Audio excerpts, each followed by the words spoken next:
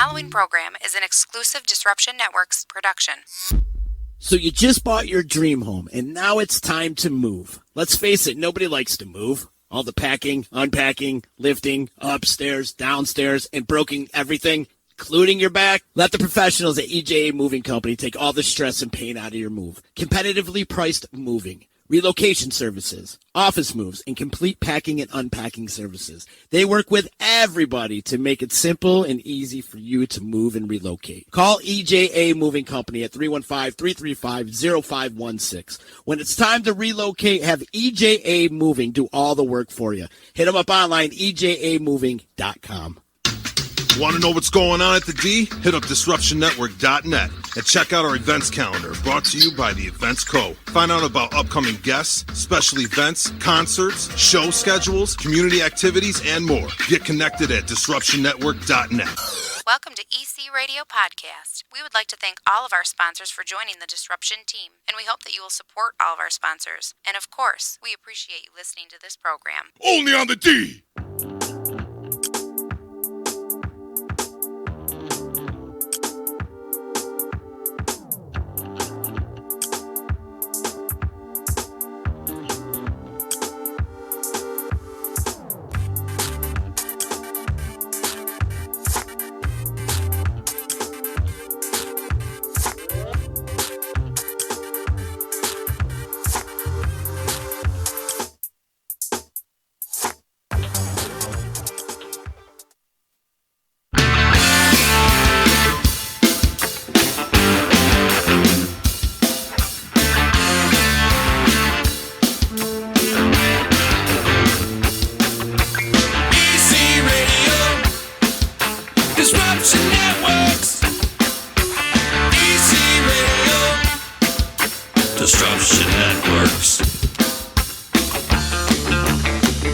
What's cracking, everybody? How are ya?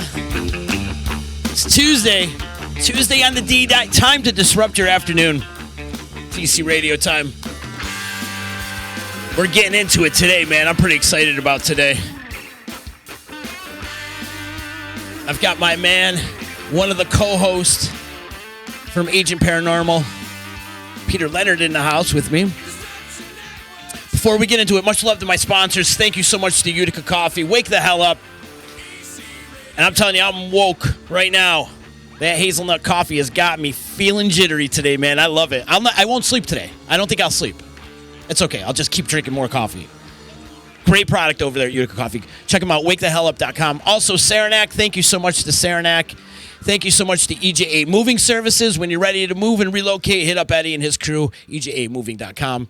And also much love to Utica Hemp for supplying the area with CBD and helping people with their ailments. So, yes, it's me, Z. I'm making some adjustments here because some freaky shit's about to be talked about right now. Peter Leonard in the house with me. How you doing, Peter? I'm doing wonderful. How are you? Good to see you. Actually, I could use some of that wake the hell up. I just did an 8-hour shift of work. Did you? Well, I appreciate you coming down and hang out with me, man. This is great. Well, thank you for having me. So back in, I want to say it's December, November, I'm a huge Joe Rogan fan. And I was watching Joe Rogan with Dan Aykroyd. And he was talking about the whole first half hour of that podcast was talking about aliens, Griffiss Air Force Base, Utica, Herkimer, like the whole area, Walesville. And I was like, I got to dive into the subject. I never knew about any of this stuff. There was a UFO crash in Walesville back in the 50s and all these other sightings in the 70s and all this that happened here. And I never knew about it until I heard that Dan Aykroyd podcast with Joe Rogan. I was like, I got to dive into this. I totally forgot about it. And then we teamed up with Agent Paranormal a couple weeks ago. And here you are. And Rich is telling me, well, Peter's an expert on all that. So here you are. And you're going to educate me and the rest of the EC Radio fan base today on the aliens at Griffiss Air Force Base. I think. I have a lot to live up to.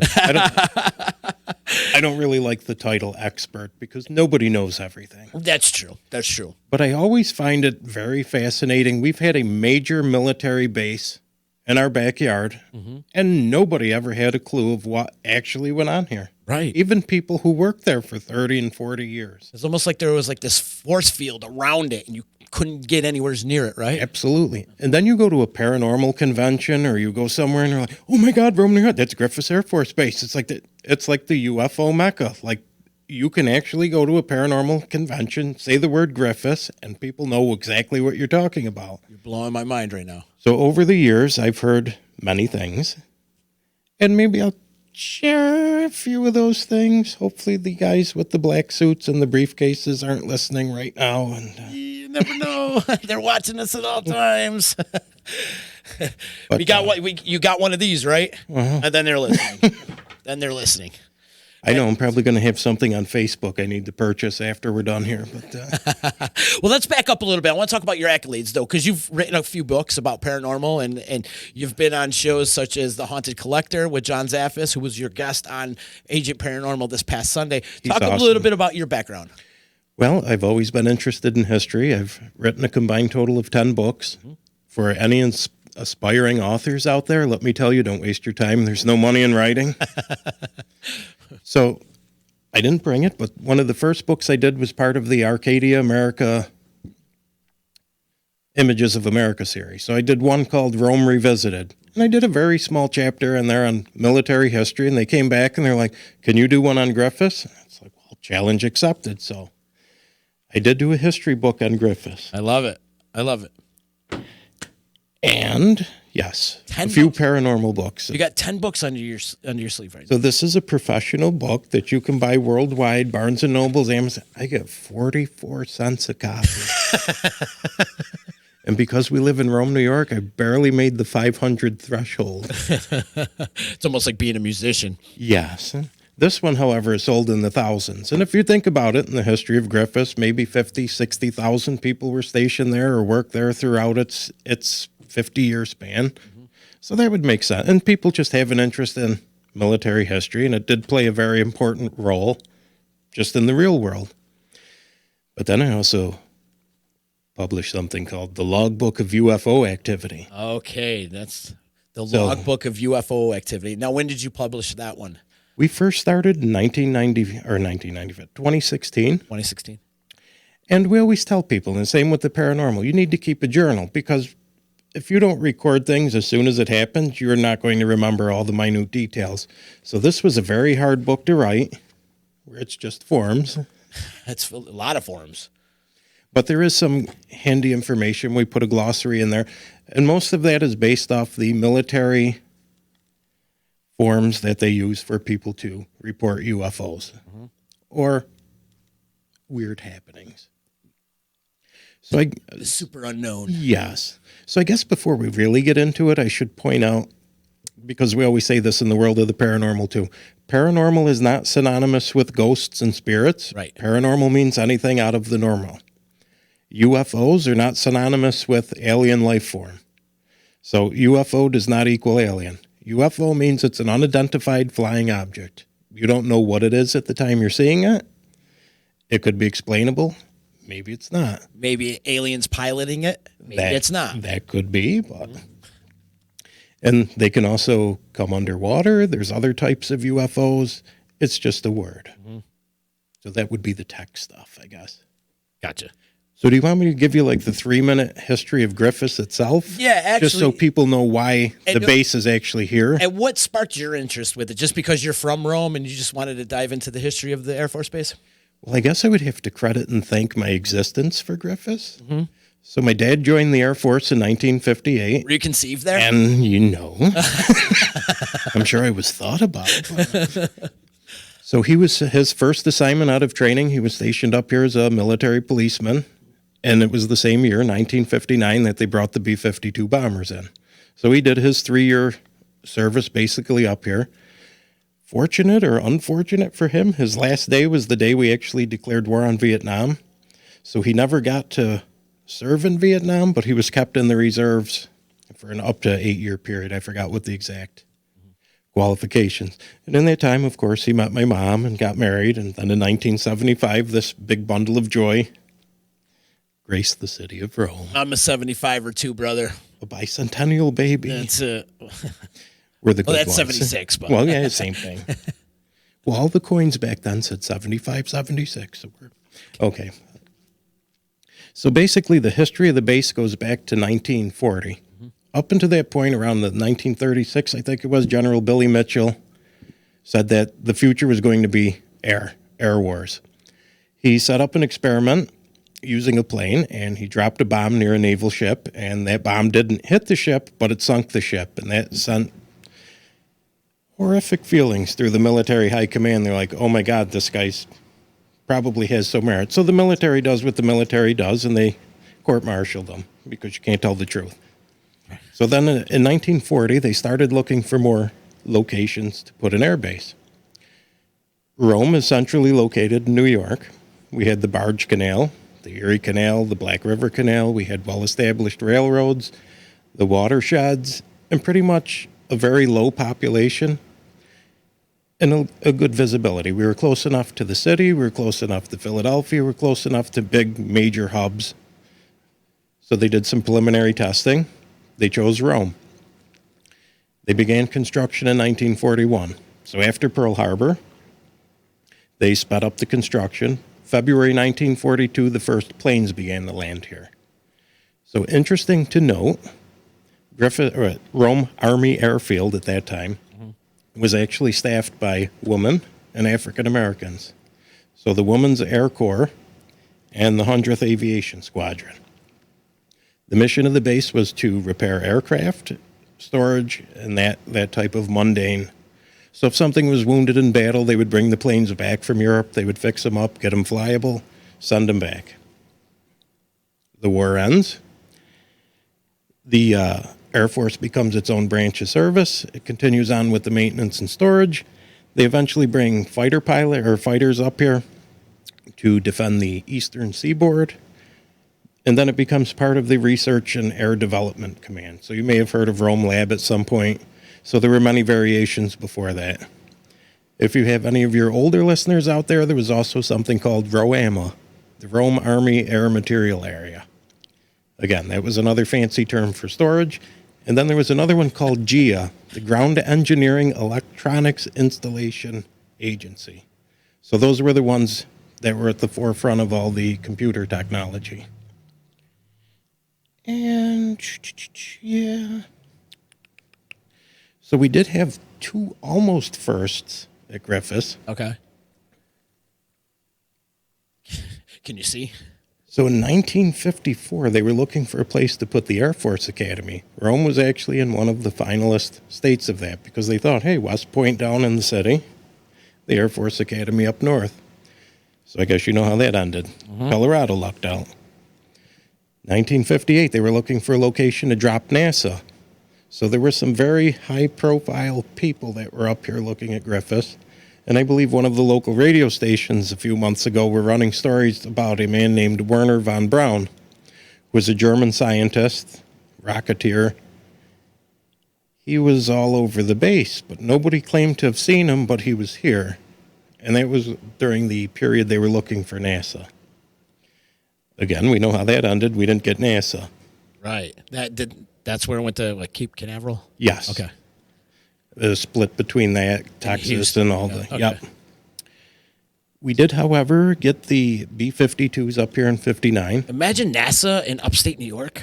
Like, what a difference this place would be right now if it was here. Oh, my God. Or even the Academy. Right, or the Academy, too. Or both. And then it just pretty much supported Vietnam missions, Desert Storm.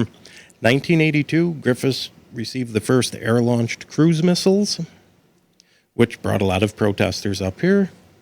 And then in 1995, they closed the military portion of the base, the flying missions, and decommissioned the base. So all that was left is the Air Force Research Laboratory. And that's what we're here to talk about. Okay. Oh, how could I have left out the entire... You left out something? The most important part. What's that? So the base was actually originally supposed to be called Carswell Air Force Base. Carswell? Yes, named after a Medal of Honor winner from Fort Worth, Texas. Fort Worth, Texas actually had the Griffiss Army Airfield. However, there was a little mix-up with the signage, and the people who created the signs created Griffiss Air Force Base, Rome, New York, and sent everything up to Rome, and created Carswell Air Force Base and sent it to Fort Worth, Texas. So just a little switch on paper ended up giving us the name Griffiss. It's a little mix-up, huh? Huh. I guess it works out because Griffiss was a Buffalo native and he was the first airman to die in World War II. So a New Yorker and a Texan, I guess they pretty much worked out. It works out. Is a side note, and I am absolutely not going to talk about this one on the air. If you ever want to get into Googling, make sure you use incognito or something for this one. I don't know if you follow any of the September 11th conspiracy theories. I hate to, but, being in the business, I read. Yeah. You'll see that Griffiss is actually all over that, too. Really? And it's kind of disturbing, and it's something I hope is not true, but essentially the planes disappear. One of the planes disappear around Amsterdam, New York. The theory is it was landed here at Griffiss, and it was replaced with a military plane, an EC-3A. And if you watch any of the conspiracy videos or anything like that, they tell you it wasn't a passenger plane that was hitting the World Trade Center. It was a military aircraft.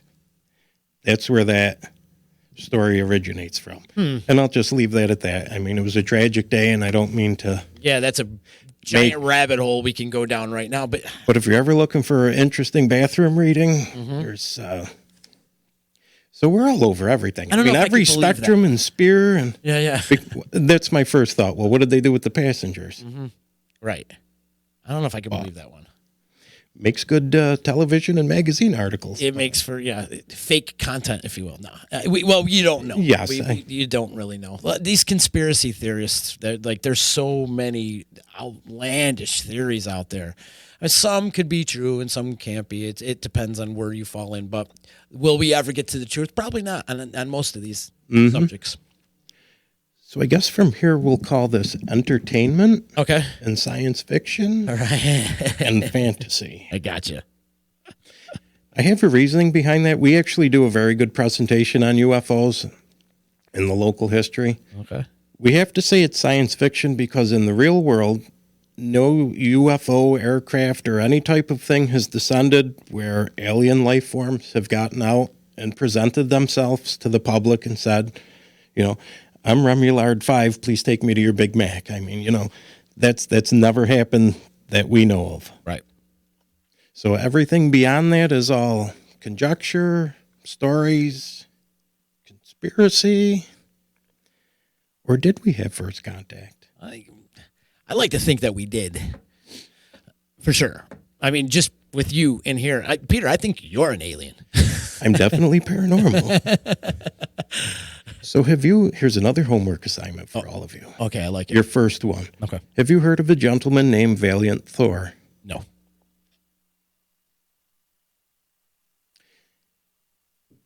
He landed his spacecraft, Victor 1, a few miles away from the Pentagon.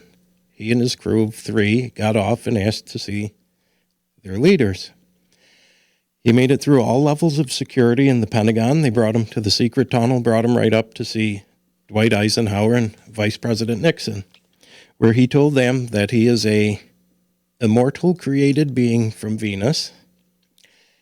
He's a member of the Council of 12, of which Jesus is also a member of, whom he frequently communicated with and worked with. And he remained in the Pentagon for 3 years. While he was there, we tortured him, beat him up, and we basically would not accept what he was trying to sell, which was basically global universal peace.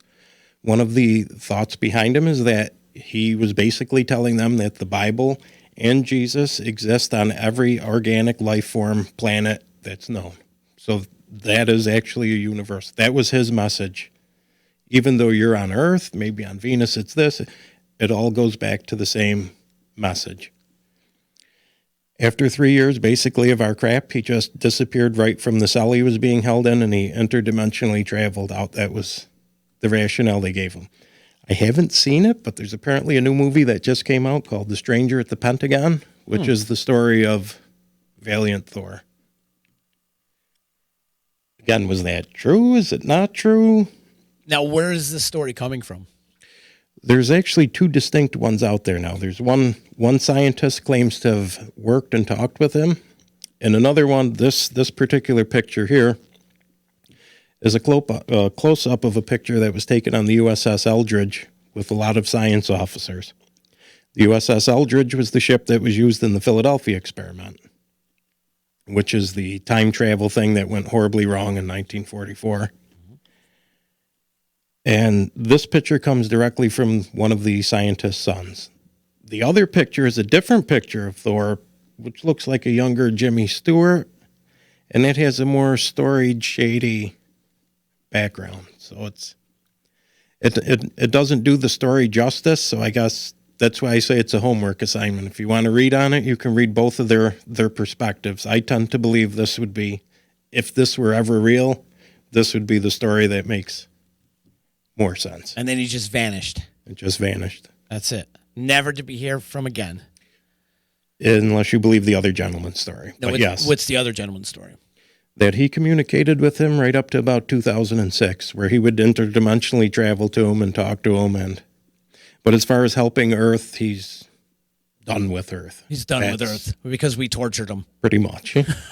That's what we do. Yeah, right. But you don't want to talk about Thor. We want to talk about Griffiss, right? Yeah, but that was an interesting story for sure. So that's where it all starts. So you say, why was there such a boom of UFO activity in the 40s? Can you guess?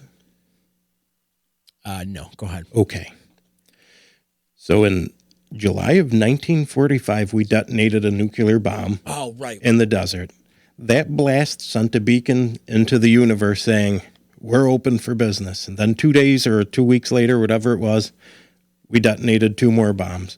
So now it wasn't just a random light hitting space. We put the welcome mat out. That started to draw in all of the other life forms out there.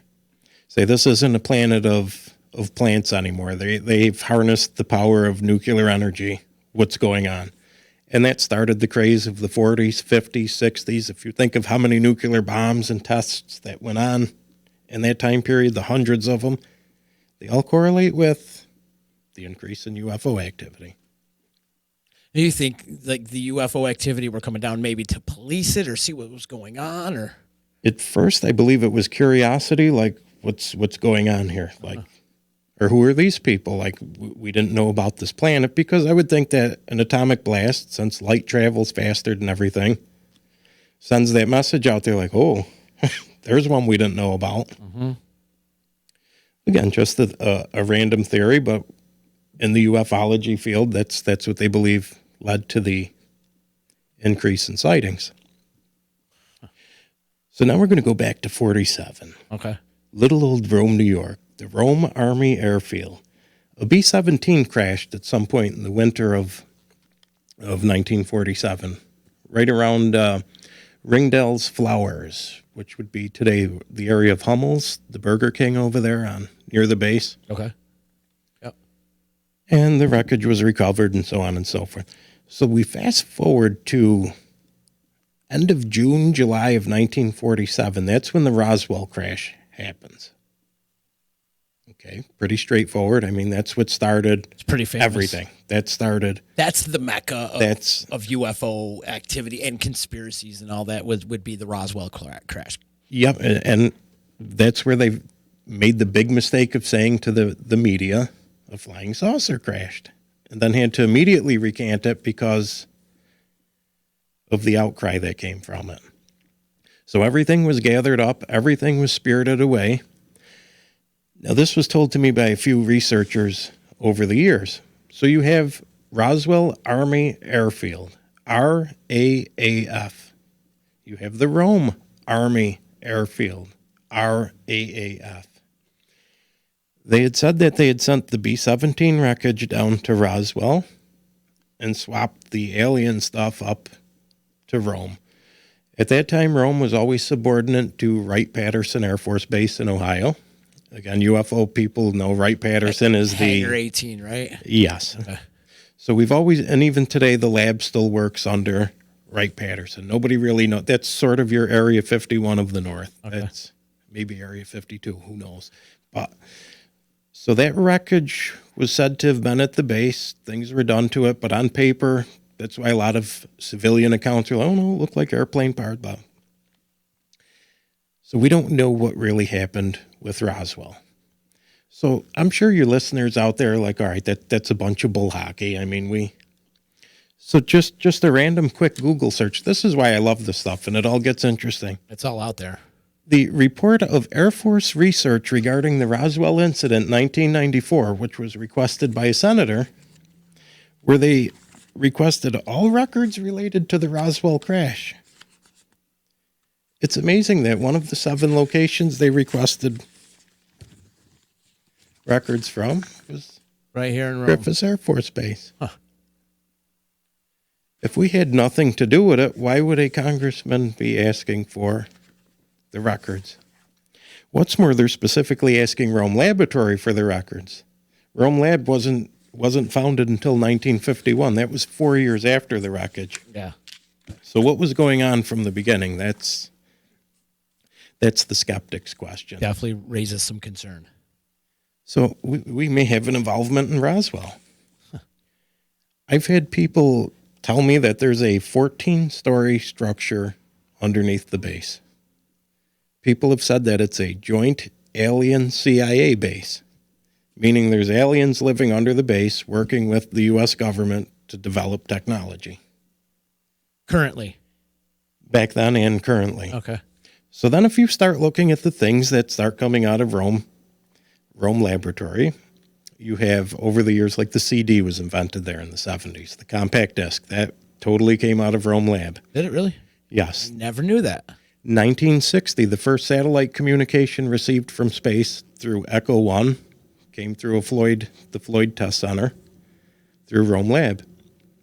They were also responsible for developing the modern, how do I put it, radar systems for fighter jets. It's called SAGE, Semi-Automated Ground Environment. The planes couldn't fly at night without that. So that came out of Rome Lab. And it's just a long series of inventions, microwave technology, the photon technology. If you remember growing up, we were always told, oh my God, when it's college time, go take photonics. Do you remember that? I don't. Take photonics. It's the thing of the future. And then it disappeared and became fiber optics. So that was all the ground basis for that. I'm not sure if Al Gore actually did invent the internet. There was a very primitive one created at the lab. They just gave him the credit. Pretty much. And there's just a whole slew of inventions. Every year Rome Lab publishes a book of their accomplishments, and they're public documents, and you can look through these things, and the more and more stuff you look through, and you just sit there and thinking. How come we don't hear of it, though?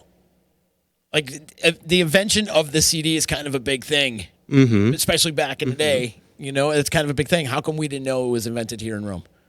Well, see, now another person who worked for a defense contractor told me, right now the technology is about 75 to 100 years ahead of what we're currently living in. They can't just put it all out at once. Right.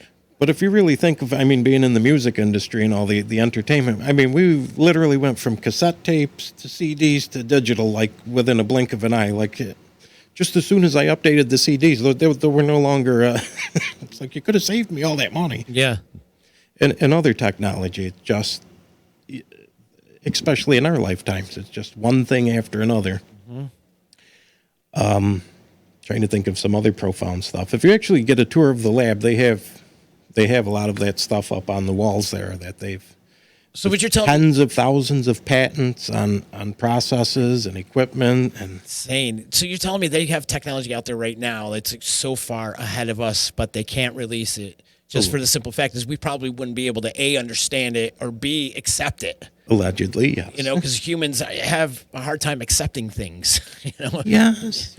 You know, and adapting to technologies as well. So I imagine it's too far advanced for us, for them to put it out there. But I can only imagine what's going on. But somebody here who hates flying, if you have a flying saucer that's going to take me from Rome to Las Vegas in 3 minutes and just go, whoop, I would love that. Just Please. put it out there. Beam me up, Scotty. You're not going to lose money on the technology. Just do it. Right. Please. Again, these are all stories. Like when I was writing this book, a few people had approached me and they're like, is there anything about UFOs in there? I'm like, well, no, it's a strict historical thing. I don't want to put anything You don't like push that. any buttons. I'm like, but being a paranormal investigator, and the stuff they would nonchalantly tell you. Like one of these, it was a senior master sergeant. He's like, oh, yeah, back in March of 1976, he's like, we scrambled the jets, we shot one down. He's like, a piece of it was on the colonel's desk for years. It just glowed green. It's like you had a piece of it on his desk. The fact that it glowed green should have been an indication you didn't want to be near that. But No doubt. Or they would talk about the strange beings and creatures that would walk around down near Penny Street, which would be the back part of the base. And it's like, and then there were certain parts of the base that they had to actually make off limits to the families. So what was actually happening And this is out there? This back in the 40s and 50s? Now, this was right up to the 80s, 90s. Like, they didn't want people in certain areas. Mm-hmm.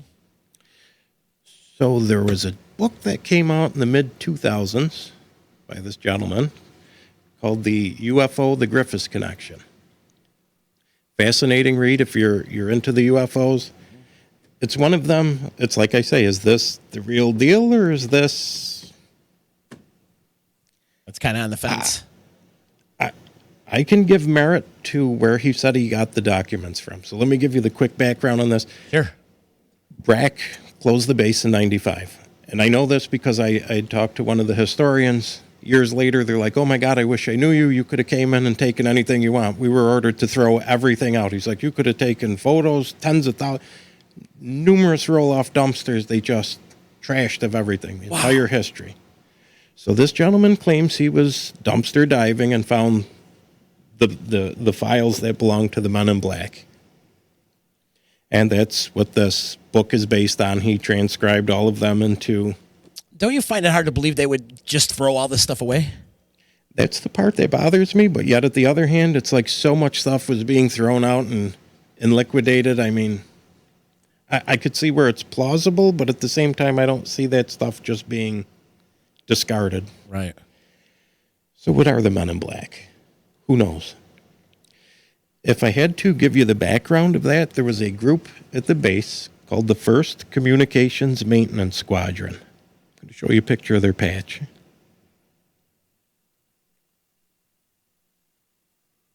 Let's see.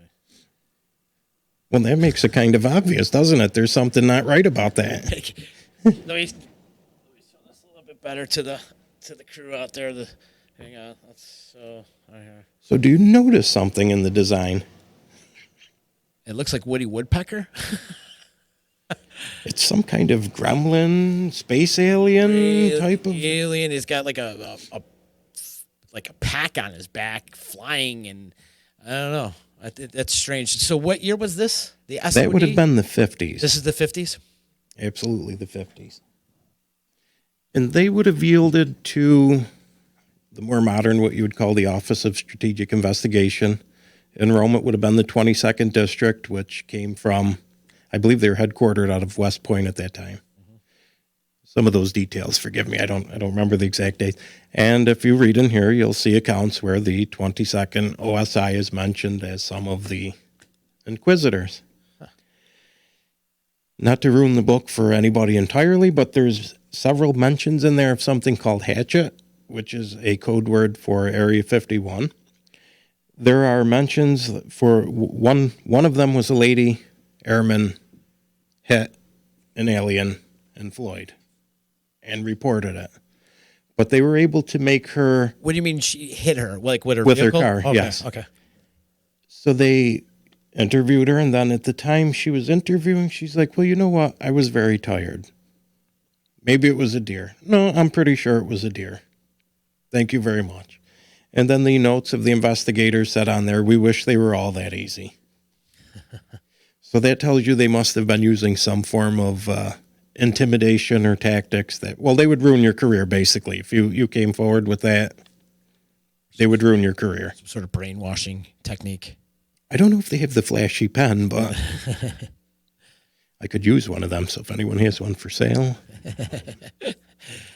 And a lot of stories are like that. They'll all be like, well, I seen this. Are you sure you've seen that? No, I didn't see that. Mm-hmm. Nope. So it's an intimidating factor. Especially if you were an officer, especially if that was your career, you knew that was the end of your career. Mm-hmm. They talk in here about where they sent there's like weird webby-like discharges they would find all over the ground. And they would send the stuff out for testing. They would send out saliva samples that were found on like the vegetation. And all of these samples would continuously come back non-terrestrial, meaning they're nothing known to our planet. Mm-hmm. Living in Rome, that's kind of scary. It's like we're living amongst who knows what. I mean, is it really true? What else do we want to talk about? Do you have any? I mean, feel free to. I want to go back to people have reported that they would bump into creatures just walking on the street, like you said, Penny Street. That was like a frequent thing that happened back then. According to his book, yes, there's several accounts in there of interactions. Okay. I joke around with people. I'm like, you want to see weird stuff? Go to Walmart in Rome at like 11:30 at night. and I'm not saying it to like make fun of people who may have a handicap or any. Right. There's some very oddly proportioned people with strange gaits. Like they're walking and weird. If I were to say it was true, I would say that would be the night they all go out and go shopping and then go back to the 14-story complex underground. Gotcha. You think there's some hybrids going on? I don't know. Yeah, half alien, half human. But see, I always joke. I got to play the other card. I'm like, Rome, New York is mostly Italian American. I'm like, how the hell do you dig a hole that big in Rome, New York, and not one Italian knows about telegraph, telephone, telling Italian? I'm sorry. And somebody's like, well, there's an answer for that. They brought people in from California, and then when they dug the hole, they brought them back home. Interesting. Like, well, interesting. I guess that makes sense, but doing all this investigating that you do, have you ever tried to get inside Griffiss and do some searching or any of that? No. Just backed off. It is still very much a real base. There are areas there that are heavily armed, and you'll get shot. And yes, and I don't know if you ever tried getting on it when it was actually an air base. I mean, my mom had worked there as a secretary, and from time to time we would go pick her up. And I mean, even as a kid, that was just intimidating. You have two guys with M16 sidearms. I mean, that wasn't a cut through like we all use today to go to Utica. I mean, you were forbidden from going on that base if you didn't have a purpose. Mm-hmm. Oh. Have you heard of the Montauk chair? The Montauk chair? Yes. No, I haven't. Have you heard of Montauk, Long Island? Yes. So they were doing all kinds of weird experiments there, things like the Stargate, all that type of technology, and then all of the engineers and scientists mysteriously died. Well, there's something called the Montauk chair. So there's a chair somewhere apparently in Rome Lab that can move itself to Montauk through time and space. It's like it's a portal or something? Yes. Yeah. So I've heard different stories about that from researchers. I mean, not sure I would want to take that ride, but. Right. A friend of mine recently told me a story that when he was a kid, he grew up in Rome, and he was running through kind of over by the base in the woods, and all of a sudden some landowner set these Rottweilers free on them, and they started chasing after my friends, and he's running. He came out of the woods, and then all of a sudden the Rottweilers were gone, and it felt like time just stood still, and he was like really freaked out about it. And then when he goes to ask his friends totally forgot about it. Like his friends don't remember that incident whatsoever, but he does. And he thinks some kind of weird, time contingency thing happened with him. So let me put this out there for your listeners, actually. It's not really Griffiss related, but we've been getting calls and people have been talking about Clayville, New York right now. There's some very weird things going on. People are missing a lot of time, and they're starting to see very strange things going on in the skies. So if anybody out there has I have a lot of friends any out things there with Clayville or something, or if you think you've lost time, please let me know. We'd love to talk to you on that. Clayville, huh? And I don't mean this as a derogatory, but you're old enough. Do you remember the cattle mutilations around here in the 80s? I don't. Okay, so in Marcy, New York, there was a lot of cattle mutilations. They wrote it off to satanic groups and stuff. Yep, I do remember. Was that satanic, or did that have to do with something else going on? I mean, that's interesting. Yes. And so we haven't really talked about UFOs. I probably bored the hell out of everybody with all this other weird. So you want to get into the actual spaceship, flying ships?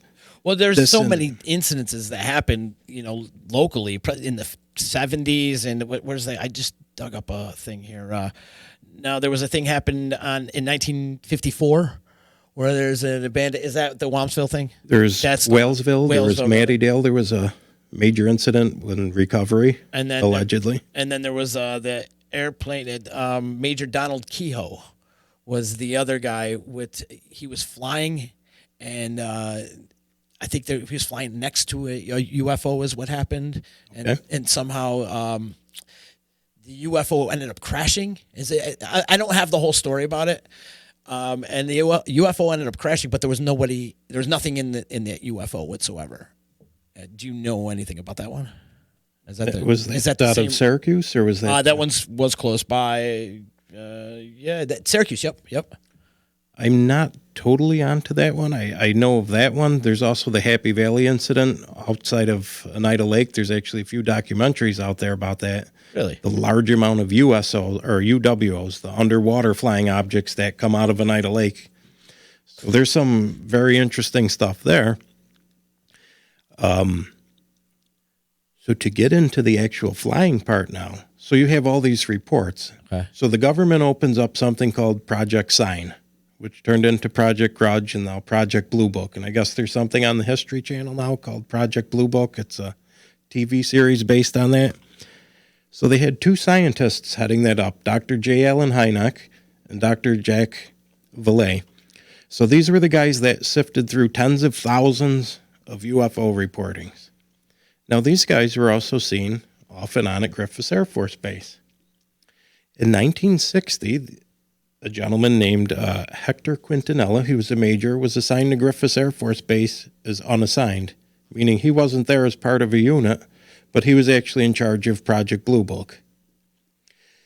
A few years back, when they released all the files for Project Blue Book, online, you could go look everything up. So as soon as it went active, we went out there and we downloaded everything we could get. Guess what? The stuff's not out there anymore. Really? The photos, the file, everything from the Griffiss stuff, you can't. There's fragments out there because it was online, but you can't find a lot of the files. And when you start looking at a lot of the sighting reports that were filled out by the OSI, you start seeing these forms were signed off by Dr. Hynek, Dr. Vallée. So that's showing you the level of how high these reports were going up to. One of the prominent ones you can still find is the Walesville incident. So that's a small little hamlet outside of Westmoreland. That's the four-way stop there on Westmoreland Road. I believe there's a stone with a flag. The river's there. I can't even think of the other road that goes Stop 7? Is that Stop 7 Road? A little further up, but yeah, the intersection before. I got you. So a Mohawk Airlines pilot radios in that they're seeing something very strange in the sky. They radio over to Griffiss. There were 2 fighter planes that were out training near Niagara Falls, and they told them intercept whatever this thing is. Now, when a pilot's reporting a UFO versus you or me, there's something called a source reliability code. And what that means is the more credible the original inquiry, the quicker and more precise they handle it. So they immediately scrambled.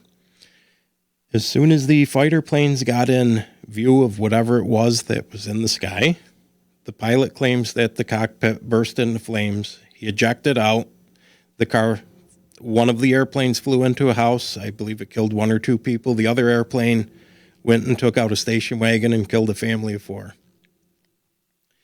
That forever became known as the Walesville incident. That was heavily investigated by Project Blue Book.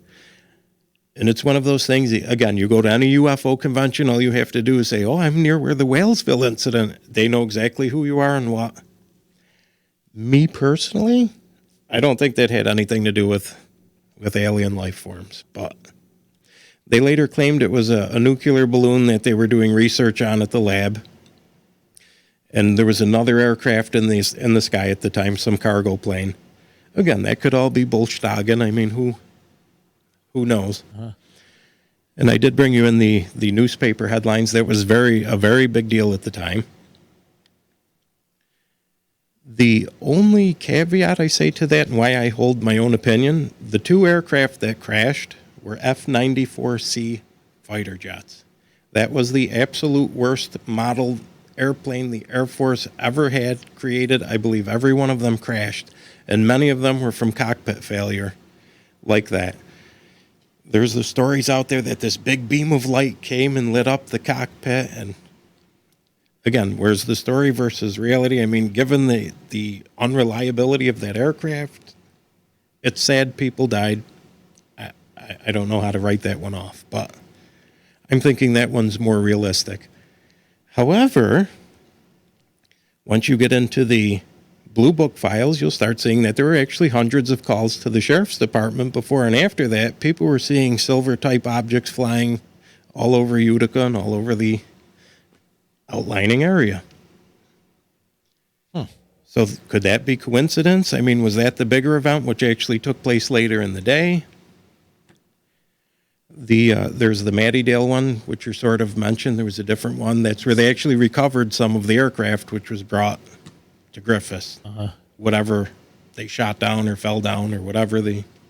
Again, everything was under such a shroud of secrecy. We'll never know. Another one people have told me over years, the Great Blackout in the 60s, where the whole eastern seaboard went out. People claim that along Marcy and all the way up 49, you could actually see UFOs with extensions clamped right to the high-tension power wires. That's what they believe created the blackout. They were all trying to energize their ships or charge up, and they just shorted out the entire... Oh, you want good stories? Go to a UFO convention. I mean... That's a great one. Again, most of this is all secondhand to me. I can't. I'm just passing it along for entertainment. Right.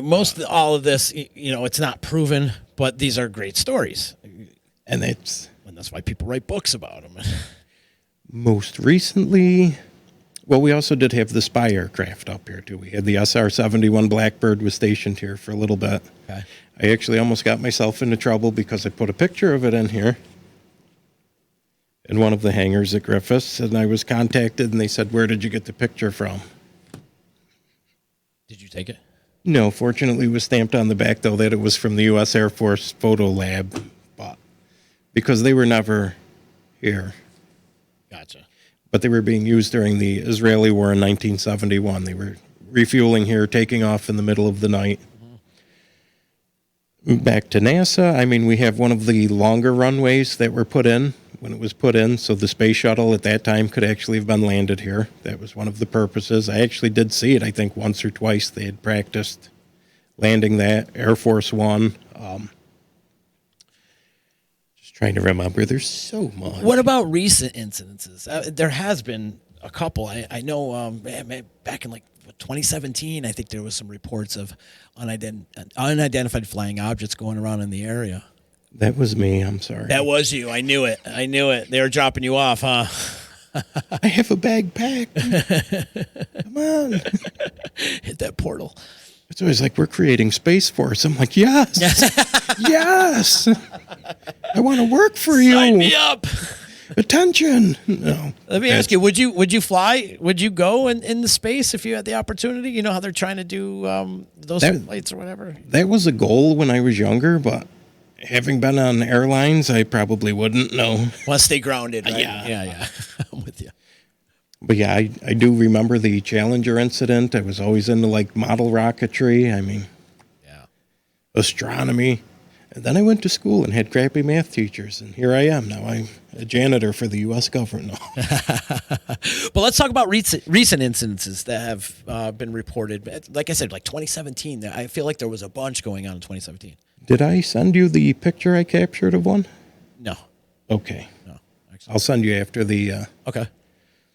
So we used to do a radio show on a different network every Tuesday night, and I was bringing one of the gentlemen home from the show back to Rome, and as soon as we hit the upper arterial in Rome, there was an incredibly large, triangular-shaped object in the sky, and it wasn't moving. People were like, "Oh no, well, it's coming at you." It appears that it wasn't moving.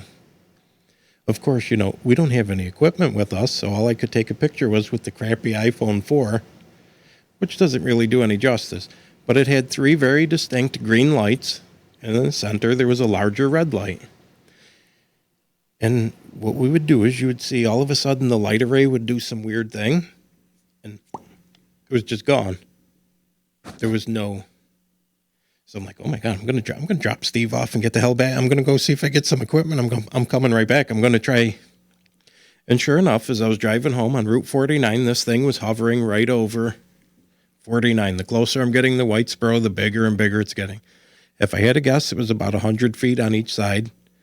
And at one point, I pulled off into on Main Street there. It's the repair section there. I don't know if it's for the DPW or whatever. I got out and it was right there hovering. I don't know how far up it was, maybe 500 feet. Wow, that close. It had no sound to it. And you could clearly see the distinct outline, the light pattern. And then again, the lights did what it did, and it's just gone. Huh. I'm like, now I really have to go get some equipment. Got equipment, went back out, couldn't really find anything. So the only thing I got of that one was the picture, and I'll share that with you afterwards. We used to see it almost every show Tuesday night between 9 and 11. We'd be driving, and you could see this weird triangle aircraft. At this point, I'm going to say it's ours. I'm not assuming there's anything intergalactic about that. I'm pretty sure that's ours. And I always joked with Rich and all the other guys on the group. I'm like, could you imagine if I had the night vision goggles with me that night and I locked on? I'm like, they probably would have taken me out with a missile or something. Ground control, we just got locked on with infrared. Take it out. But that was, like I said, almost every Tuesday night. Would other people Thursday. See it too? Was reports going on about that? And then we were getting a lot of calls from Floyd, which seemed to be in the path. They're like, this weird green light just comes and it goes. And again, they could be practicing with drones up there, which have a similar light structure. But like I said, at that one point, we were so close we could actually see the outline of a triangle. Mm-hmm. NASA for years has been working on something called the TR-3B, which is an anti-gravity reconnaissance airship, if you will. So that may have actually been built. I don't know. Mm-hmm. And again, the population is low enough here, and once Wheel of Fortune comes on, that's usually 90% of our communities at home watching TV. They're not doing anything that murder outside, so that's right. But a lot of people have seen that. And my friend, she was coming out of what was the steak restaurant there? Outback Steakhouse, and she's like, "Oh my God, I saw a triangle thing just zoom through the sky." I'm like, huh. So I mean, people were calling us and telling us. Like I said, a lot of people in the Stittville, Floyd area, which would be in your flight path of the lab. Mm-hmm. But yeah, I know the radio stations. I'm trying to think of there were a couple others that people were sending pictures in from like downtown Rome and I want to say like IBX picked up on it, and so did Big Frog. Like the whole town square people, they all picked up on it. And it was like the weird glowing group of lights or something. I'm trying to mentally think of the picture. There was and this was about 4 years ago, right? Yeah. Yep. I remember this. I don't know of anything recently other than, like I said, the people are calling in now in the Clayville area where they're missing. So what's happening in Clayville right now? I don't know. I have if you have friends out there, I would ask. I'm going to ask them. In fact, if there's anybody from Clayville watching right now, please chime in on this. I'd like to know more about this. I mean, this is what I always find fascinating. This is the fun part, the research part. Not when the guys with the suitcases show up and ask you where you found the stuff. Now, have guys with suitcases showed up? Not for me. Not for you yet? No. They have. If you want another research project, ladies and gentlemen. So I mentioned Griffiss being a joint CIA UFO base or alien base. So one of the most famous is the Dulce Air Force Base, DOLCHE, the battle at Dulce Air Force Base. So allegedly the aliens went a little nutty one night and had a battle with the CIA, and there was only one human survivor out of it. And he came out to tell the story of what actually happened during the battle where they were fighting aliens underground. And he made the absolute claim. He said, "I'm going to tell you what happened." He said, "If something happens to me, understand the government doesn't want you to know it." And mysteriously enough, he died. So, Where's Dulce, and when did that take place? I want to say New Mexico, and that was in the 70s. Okay. And this is all you can research. I mean, this yes, right? it's out there in the internet. That's one of the big ones out there. Mm-hmm.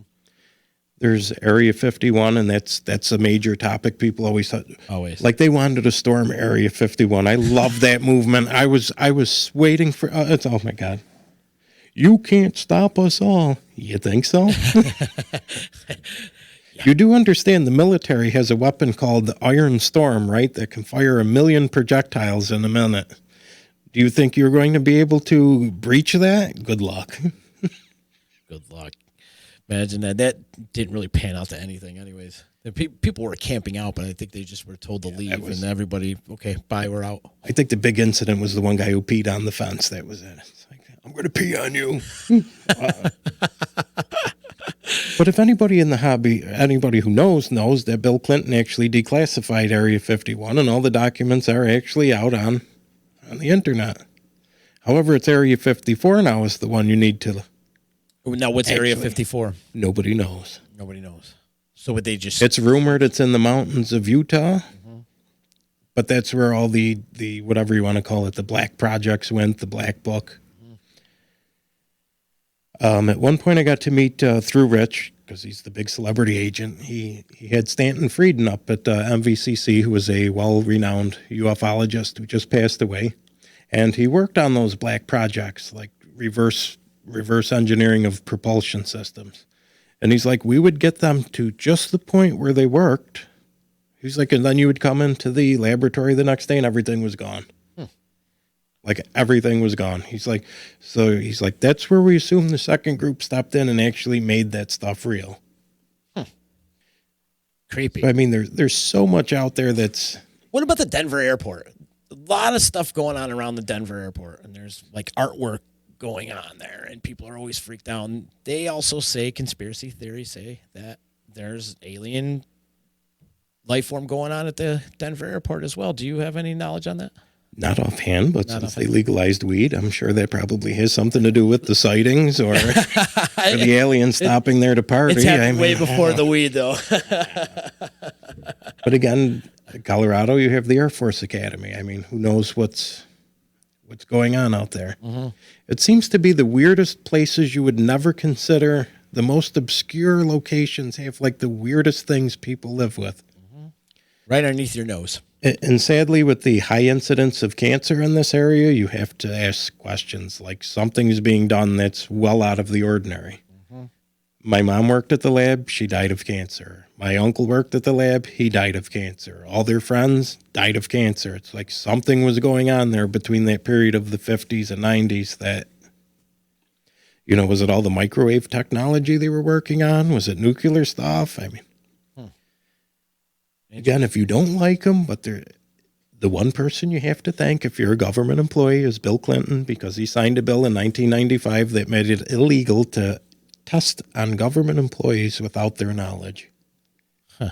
So when you signed up to work for the government, anything went. They were testing on you. Really? And I think that's why a lot of people, the older crowd, developed a lot of weird illnesses and cancers from that. Having worked on the base, there are days where you're just working there and it's like, oh my God, I'm going to throw up. Like things just start hitting, like, and then you're fine. It's like, what the hell was that? Huh. You're perfectly fine and healthy, or you just sit there and you can't think anymore. And it's like, did your mom and dad ever tell you stories about time standing still or any kind of weird incidences happening at the base? Or were they like sworn to secrecy or no? All I can say was Dad was a city fireman afterwards, a Rome fireman. And one of the other rumored things is that there's a battery of nuclear missiles somewhere on the base. Really? One of the last things he had said is like, they never notified anybody that the missiles were gone. Again, another conspiracy theory. Back in the day, if you can pull up the older Google Earth photos back near Penny Street, you'll see 6 circular indentations and then another 6, so 12 total. However, when you Google that area now, it's completely flat. So was that where they actually kept a surprise? Interesting. And also during Woodstock, that was an area you couldn't go into. You couldn't go anywhere near that weapons storage area. Well, Woodstock 99. How the hell do we forget that in the history of Griffiss? They'll never do another show at Griffiss ever again. I'm surprised they let that happen, especially with you telling me all this stuff was going on. Now, granted, the base was closed for about a good 4 or 5 years, right? Before Woodstock came about. Well, the lab has never shut, but during Woodstock, they actually did send everybody home. Did they? However, Mom did say that they did have machine guns set up on the buildings and measures in place if people got a little rowdy. And they did get a little rowdy. They brought it to that level for sure. Oh, I was there. I missed that. I was there. I was traveling. I missed Woodstock 99. I worked in one of the beer gardens. Mm-hmm. That's where it all started. Beer Garden C, Sunday afternoon. Mm-hmm. Let's hand candles out to people who are angry. It's going to end really well. Great idea. Oh my God, great idea. But maybe, don't you think maybe the energy of the base brought people to that level, right? With all the weird kooky shit going on prior to all this. I mean, if I couldn't use the toilet for 4 days, I would have been a little nutty too. But look, we're having a mud fight. It's not mud. It's not mud. Look at where the water's coming from. And it's funny, I have the book that the fire department prepared. My dad had it. They're ready for a terrorist attack, biological attack, nuclear attack. My dad's like, what do we do if there's a fire there? They're like, it's on a runway. What the hell is going to burn? Well, I guess they showed you. Yeah. Well, that's what you get for passing out thousands and thousands of candles to piss off people who haven't taken a shit in 4 days. First, they started burning the garbage cans. Then it's like, ooh, the wall's made of plywood. You think that's not going to end good, is it? I want to know what was going on 14 stories underneath Griffiss when Woodstock 99 was going on. What was happening over there? Were they rocking out to Kid Rock and Limp Bizkit? Or I don't know. Limp Bizkit was the first concert I was ever at where I got hit in the head with a full can of beer. Ouch! Oh, that's right. There's a couple. I know that's not alien, but there were some strange people there.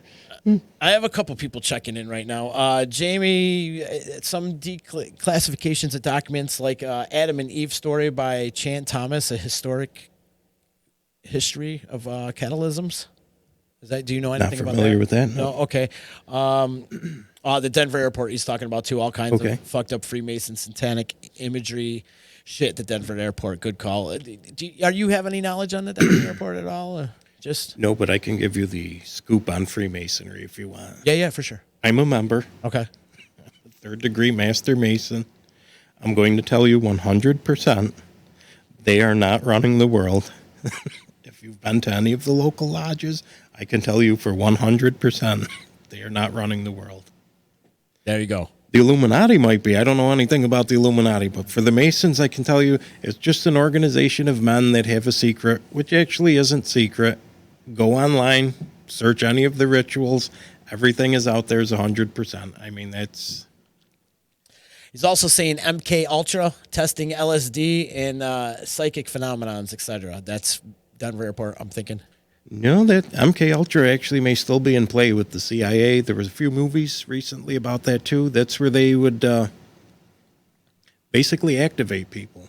Again, when you're in UFOs, you got to delve into the world of conspiracy theory too. Mm-hmm. Like I believe the school shooting in Connecticut, was it? They claim the guy was activated. Oh, okay. They claim that they can activate people to do these horrific acts of stupidity.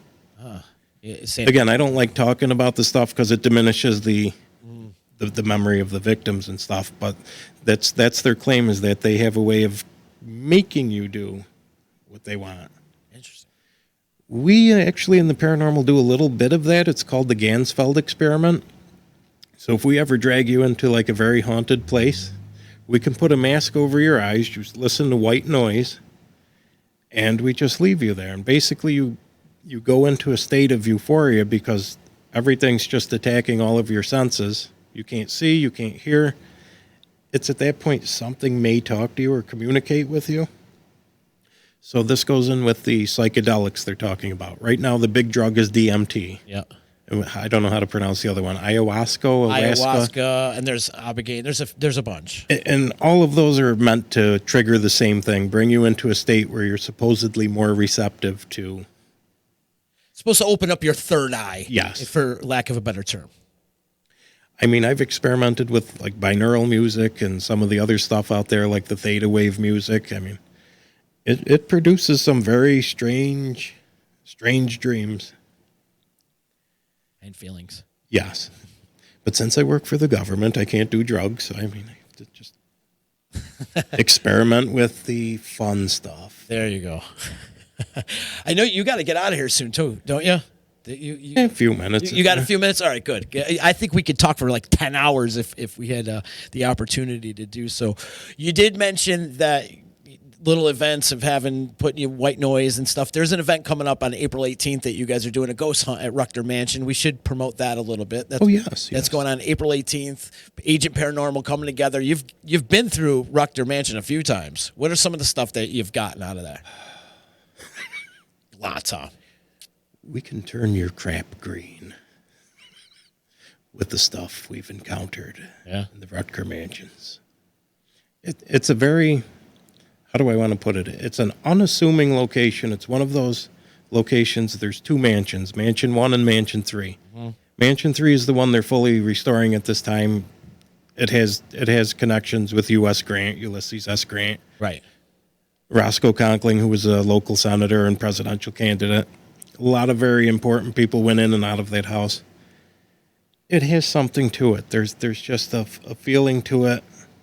There's a lot of weirdness, especially on the second floor.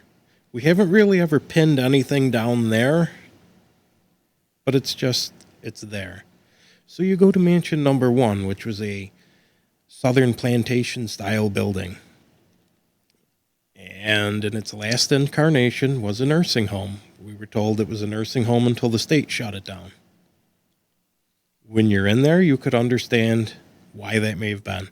So like your average bedroom in a house is maybe 10 by 14 feet. Those same rooms would have had 6 people in it. So there's 6 sick people in beds piled literally on top of each other. The hallways are barely bigger than me. So you have to beg the question, how are you getting wheelchairs down there? How are you getting any kind of medical equipment down there? Mm-hmm. And as Rich likes to describe it, everything's painted in institutional green. The paint's flaking, falling off the walls, and it looks like, oh my God, I forgot what that video game is. Silent Hill. That's what he always calls it. He's like, it looks like Silent Hill. You walk in there, there's the big Gone with the Wind staircase, and then as soon as you get upstairs, that's it. It looks like the pit of hell. We've made communication with a few of the residences. We've gotten a gentleman named Milton, who's identified himself that was his room. But also when he said that was his room, we could hear 2 or 3 other people saying, who's in here? And a person saying, me. Well, of course, that's the answer. I mean, it'd be nice if you told us your name. In the upper part, we got a gentleman named Johnny. And we pick up almost every time now a young child spirit who identifies himself as Klaus. Right, you've told me. And if you've heard of Klaus will tug on your pants. Klaus will come in the room. We're not really sure what Klaus is because we've been in other investigations out of the state, and Klaus has come through our equipment, and that's not something that should be happening. Well, Klaus is attached to you. Oh, I hope not. Or maybe Rich, or one of you guys. Believe it or not, we did a birthday party there. Did you? For a Klaus? No. They're like, my kid wants to do a ghost hunting party. Really? They're like, we'll make a donation to the Ruckers. So they came to us. They're like, could you come in for like a couple hours? And, oh, yeah. What the hell? So apparently we do birthday parties, weddings, and bar mitzvahs now. So if you want that entertainment, just let us know. So it was maybe like 20 kids they brought in on a bus. It was almost the equal number of boys and girls. So we'd split them up. So the ladies out there, they're the bravest souls known to me. I mean, nothing scares ladies. The men, it was like watching like Scooby-Doo. I mean, they're all like holding each other, and you can hear these kids, I'm going to crap my pants if I see something. I'm going to crap. And it was more fun just watching them fall apart than... Yeah. And like I said, nothing fazed the girls. They're like, oh, it's the pit of hell in there. They would just all link arms and just go in one large bunch of. Like they're in a haunted house. Yeah, hilarious. So I had them in the one room and the birthday girl, and I'm like, Klaus, it's her birthday. Can you come up and say something? And the spirit box that we run, if you've been watching the paranormal show that we're doing here, the AM FM radio that scans multiple frequencies, there was his voice like, happy birthday. And the girl like jumped back and she said, you made it do that. I'm like, oh, I didn't make it do that. So then the girls are all excited. They run downstairs. They tell the guys, like 2 guys ran out there like, that's it. I'm going home. I don't want to hear it. I don't want to see it. And gone. That was it. But yes, if you need a wedding, bar mitzvah, or a birthday party, the ghost hunting birthday parties, that's the way to go. You can get married in number 3, which is very beautiful and nice, and then we'll take you next door and scare the crap right out of you. All in one day. Pat wants to know what's the scariest thing you've ever encountered. An angry wife? I don't. Scariest thing. I grew up in a haunted house. Did you? So a lot of that desensitizes you the older you get. So I guess that would be the scariest thing. When I was 7 years old, a Revolutionary War soldier walked right through my bedroom. I can close my eyes. I can still see that face. It is the sternest, meanest face I've ever seen. It, like I said, to this day, that still set the foundation. I would, for hours in the house, watch shadow figures move up and down the hallways, like little, medium, tall ones, and they just walked about like they had purpose. Huh. Something was always behind you. You never could go in the basement of the house. Like it'd be the middle of August, you go in the basement, you could see your breath. It was that cold down there. And then you would get a feeling that would come over your entire body that said, get the hell out of here right now. And you ran. There was, it's like, get out of here. So I guess that house in totality is probably the scariest. I think that was your inspiration to getting behind all this paranormal stuff that you're into? Yes, because good parents always tell you, don't talk about that stuff. You're going to end up in Marcy. People are going to think you're nuts. Don't talk about that. So you see what ends up happening to you. You talk about it and become a paranormal investigator.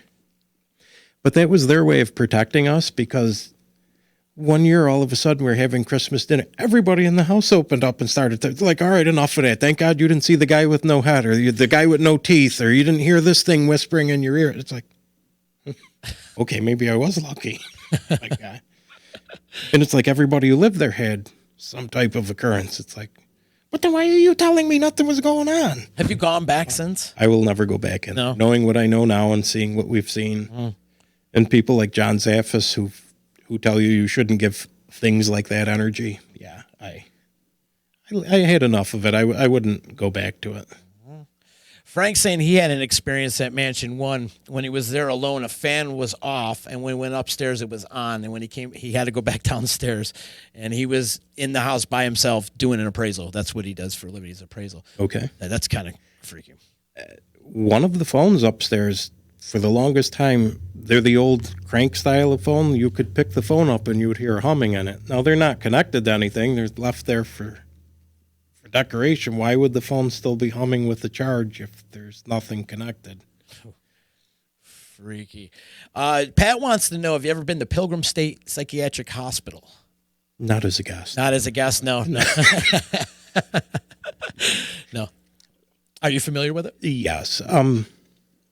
I don't like going into the sanitariums, hospitals, nursing homes. Over the years, you develop gifts. One of mine is clairsentience. That means you can pick up on energy changes around you. And because you can pick up on it, it means you're giving it off. And when you're like a beacon to the paranormal. If they see you giving it off, they come to it. And like a lighthouse being in pretty person, much. right? Yeah. And if they're filled with sadness, you absorb the sadness. If they're angry, you absorb anger. I mean, they literally drain you. That's why people are like, oh, I want to go to this asylum, or I want to go to that asylum, or this penitentiary. It's like, no, I'm fine. I'll do the daytime walkthrough tour of the 1 hour and we're done, but I'm not going to actually open that door. What's the one out by, is it Geneva or Batavia? Is that where it is? There's one like out towards Buffalo. There's an old. Is that the Wildwood one, I believe? Wildwood Sanitarium? I think so. Is that the one Rich was going to? He went to one? Yes. Okay. Yeah, and he's picked up a lot of stuff. He was telling me about that one. Also out that way is the Hinsdale House. That's another location I don't think I would go back to. Unless you're filming it for a TV series and I'm in it, but that's... So there are places that scared the shit out of you. Yeah. There are just things that you don't mess with. I know everybody sees the television shows and they expect the walls bleeding and things are going to lift you. If something lifts me up, you need to run very quickly. That's a lot of energy. Get the hell out. But it's like you're messing with the unknown. Don't mess with the unknown. That's why we've always investigated where we go in there and we just record, observe, and report. Don't become part of the history there and draw yourself into a much bigger problem. You're open to take calls and do investigations all the time. Oh, absolutely. How do they get in touch with you if they're interested in having an investigation done? At this point, I would go through Facebook, Agent Paranormal. We're in the process of getting a website up, and I'm the least technological person out there. I'm the history guy, people. All right, I mess up technology. So they're in the process of getting a new website and all that developed. I've done hundreds of house calls. Those are the ones I actually prefer because then you know you're helping someone. Good, bad, or ugly. 99% of them have nothing to do with the paranormal. I'll just give you, for instance, the newest trend, or people are calling in maybe I shouldn't say this, but they're calling in paranormal investigators to get them to help them break their lease. What? So, I got all this activity going on. Can you come to my house? And then a group that doesn't know anybody or a new group or novice, like, oh my God, man, yeah, you got the portal to hell in your bathroom and this is going on and there's like 3 witches and then the next day they call up their real estate or their landlord and they're like, I just had a paranormal group here and they said this place is haunted as hell and I'm not staying here. And under New York state law, there's something called the New York State Stigmatized Property Law where you have to disclose all this stuff now. If you're going to buy a house or rent, so they're using that to break their lease. I know we got called into a few at first. You didn't really know what they were doing, and then you catch on and say, because they'll say trigger things like, so I shouldn't live here? Well, I can't tell you where you live. I mean... Yeah, right. I'm not going to make that decision for you. But. And there's also, over the years, you refine yourself. You learn there's a lot of things you shouldn't say. Like there's a lot of things just leave unsaid because you don't know the level of help the person is actually asking for. Like, for instance, there was a nurse who showed me pictures on her phone. They were orbs, and they were clearly artifacts caused by digital photography on the phone. And she claimed that it was her father who had just passed away, this and that. And I explained to her that it was a digital artifact, which caused her a lot of grief and heartache. And I learned after that, you just look at a photo and say, oh, that's interesting. Yeah, it's a fine You line. don't make that distinction. Yeah, it's a fine line. Do you talk to mediums often? No. Do you ever bring a medium? I'm more of a large. Do you ever bring a medium on a ghost hunt with you? We have had them, yes. Yeah. That's got to be quite a night. It all depends on the gift and the level that they have. As far as what happens, I mean, when we did the Hulbert House, John Zaffis actually had 3 of his confidants that he uses on a lot of cases. And they're like, they'd never been in the place, had no pictures of it. And they're like, okay, go through this door, maybe take 10 steps. You're going to be in front of this. That's something. And they knew. It's like, you've never been in here. How the hell do you know? So you have to sit there and think, what's going on here? Are they actually watching something going on? Must have been a lot of activity at the Hulbert House, huh? Very much, yes. Yeah, that was another location like the Ruckers that never disappointed. So there's an auction there this weekend. Is there? They're trying to get rid of it? I think they're just clearing out the contents at this point. Gotcha. If you want to use a medium or psychic or any type of thing, whether you want a reading or a past life, I had a great past life one. That lady scared the hell out of me, but there are locations, like if you're more of a scientific person where you say, oh, I don't believe this crap. There's a little community out towards Buffalo called Lilydale. It's actually the birthplace of spiritualism. Back in the 1840s, the Fox sisters.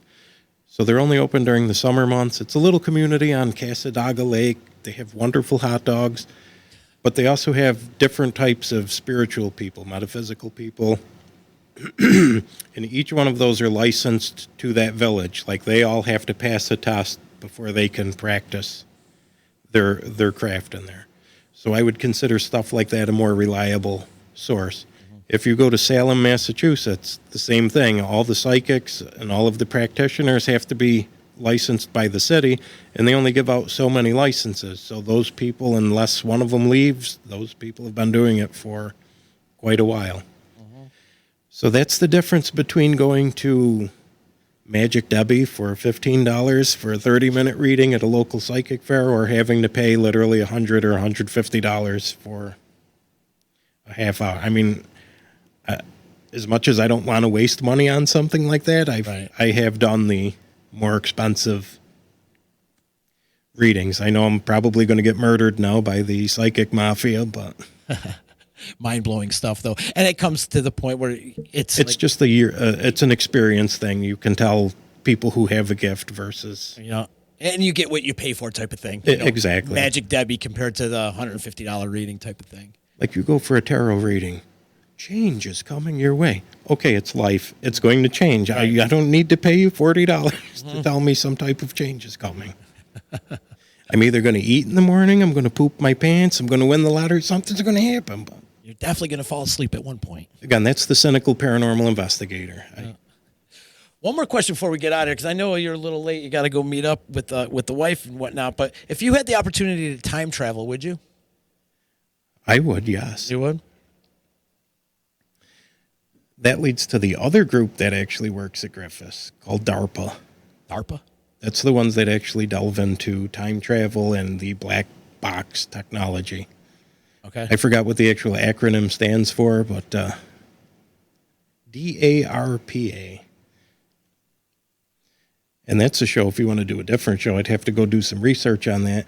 One of their guys, Chris, I think it's pronounced Basaggio, said when he was a child, he worked for them at the age of 13.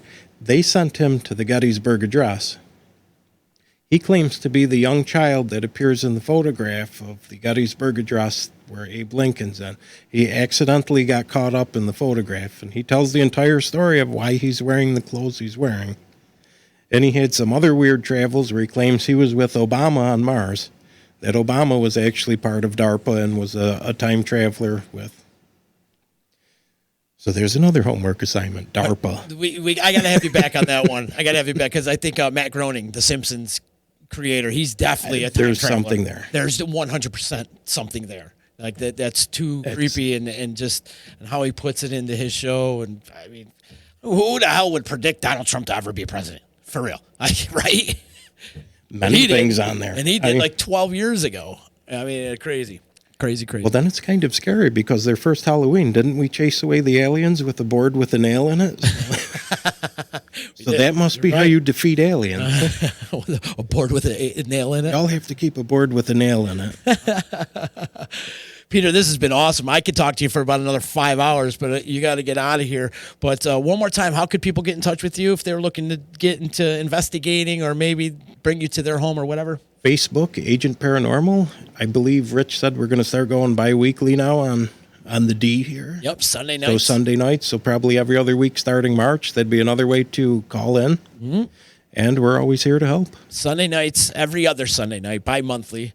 You could catch Agent Paranormal here on the D, 7 o'clock. And this past Sunday, you had a great episode with John Zaffis, the Haunted Collector from the Sci-Fi Channel.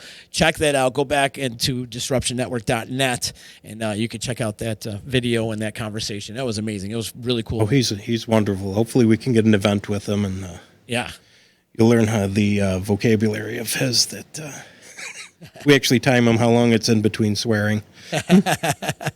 It's kind of like me. I can't believe he made it an hour and a half.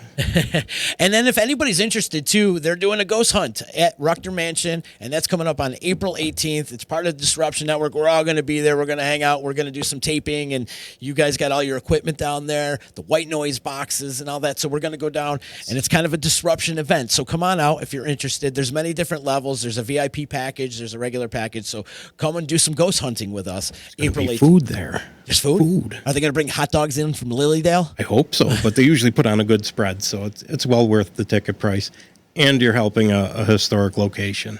We need to save these gems because nobody else is going to. And all the proceeds to benefit the Landmark Society here in Utica. So come on out, support the Landmark Society, come get the shit scared out of you, and come hang out with your boys from the D and Agent Paranormal. We'll have a good time. I think that's going to be a lot of fun. We'd love to see you. Peter, thank you so much, man. This has been super cool, and I must have you back. So when we get out of here, let's book another one so we could talk about DARPA. That's the one I really want to get into, DARPA and time travel and all that other. If I don't disappear between then. Yes, shh, don't say that. You can listen to this podcast and previous podcasts of VC Radio and Apple, Google, Spotify, Stitcher, all pretty much wherever you hear podcasts, or make it easy for yourself and go to disruptionnetwork.net. And then also, thank you so much for watching and paying attention, and like, comment, subscribe, all that social media stuff that you do. Much love to EJA Moving Services, Utica Hemp Company, and also Saranac and Utica Coffee for sponsoring this podcast. And tomorrow, I will see you tomorrow. I don't know what's going on tomorrow. It's not in front of me. Oh, it's tomorrow, Wednesday or Thursday?